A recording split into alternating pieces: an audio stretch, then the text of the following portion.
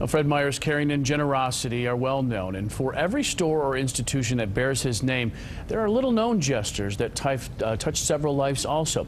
24-hour News 8's Joe LaFurgey found just one example of that in Meier's hometown. Joe's live in Greenville with that story tonight. Joe. Good evening, Larry. We're outside one of the original Meijer stores, at least the modern-day version of Meijer stores here in Greenville. This one was up on the north end. They closed it in the mid-2000s to open a brand new store over on the west side.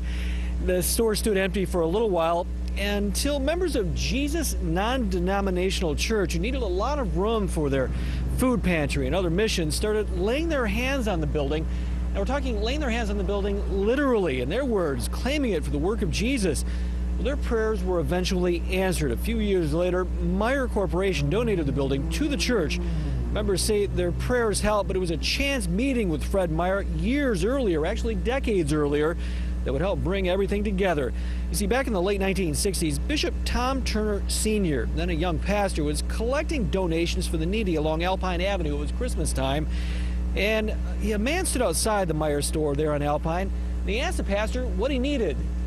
I found out it was Fred Meijer, which I didn't know him, and he gave me a whole handful of gift certificate things to pass out to the needy, and I did that. And after I've never forgotten him. I left there, and I thought about here's a man that's really rich, and he's out here like a normal person, average person, and it's I never forgot it to this day. And he influenced me a lot.